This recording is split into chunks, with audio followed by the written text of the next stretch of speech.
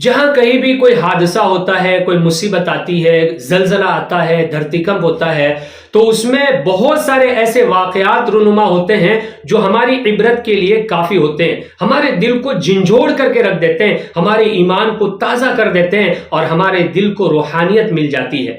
حال ہی میں ترکی میں جو زلزلہ آیا، اس میں چند ایسے واقعات پیش آئے جو ہمارے دل کو واقع میں جھنجھوڑ کر کے رکھ دیتے ہیں، ہمارے ایمان کو تازہ کرتے ہیں اور ہمارے دل کو روحانیت پہنچاتے ہیں۔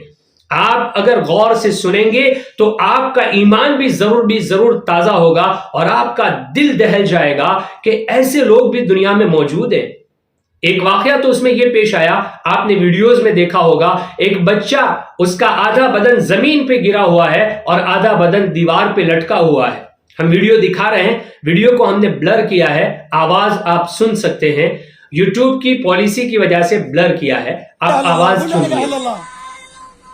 لا الہ الا اللہ،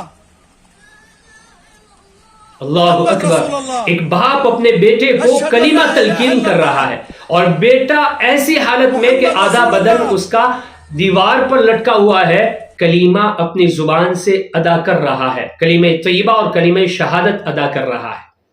دوسرا واقعہ یہ پیش آیا کہ خاتون ملبے کے نیچے ہے، اس وقت اس کے بچے کی ولادت ہوتی ہے، خاتون کا انتقال ہو جاتا ہے اور بچہ بچا لیا جاتا ہے۔ اللہ کی قدرت تو دیکھیے کہ بچہ محفوظ ہوتا ہے، خاتون انتقال کر جاتی ہے۔ تیسرا واقعہ یہ پیش آتا ہے، ایک خاتون ملبے کے نیچے ہے اور مدد کرنے والی، ہیلپ کرنے والی ٹیم اس کے پاس پہنچتی ہے تاکہ اس کو باہر نکالے۔ وہ خاتون کہتی ہے، مجھے اس وقت باہر نکالنا جب تمہارے پاس نقاب ہو یا میرے پردے کے لیے بڑی چادر ہو، ورنہ مجھے مت نکالنا، میں مرنا پسند کروں گی۔ کیا یہ واقعہ ہمارے دل کو جھنجھوڑتا نہیں ہے؟ کیا ہمارے ایمان کو تقویت نہیں پہنچاتا؟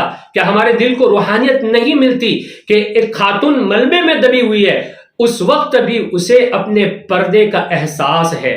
خاص طور پر خواتین کے لیے اس میں عبرت ہے، وہ عبرت حاصل کریں۔ ایک خاتون ملبے میں دبی ہوئی ہے، موت کو پسند کر لیتی ہے لیکن بے پردگی کو برداشت نہیں کرتی ہے۔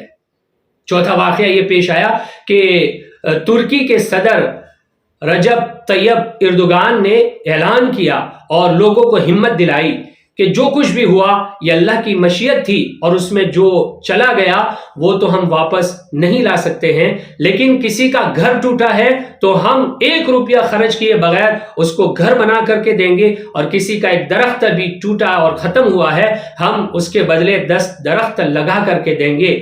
یہ ساری چیزیں اللہ کی طرف سے ہے، ہم ہمت نہ ہاریں، ہم مایوس نہ ہو، اور اللہ تعالی ہمارے ساتھ ہے۔ واقع میں یہ واقعات ایسے زبردست ہیں جو ہمیں جھنجھوڑ کر کے رکھ دیتے ہیں۔ آپ کا ایمان بھی تازہ ہوا ہوگا، کمنٹ میں ضرور بتائیں کہ آپ کے دل پر اس کا اثر ہوا یا نہیں ہوا۔ اخیر میں ہم دعا کرتے ہیں ترکی والوں کے لیے، سیریا والوں کے لیے، اور جہاں جہاں یہ حالات اور پریشانیاں اور مصیبتیں آئی ہیں، اللہ تعالیٰ ان تمام کے لیے عافیت کا، خیر کا معاملہ فرمائے، اور اللہ تعالیٰ جو نقصان ہوا ہے اس کا نعم البدل عطا فرمائے۔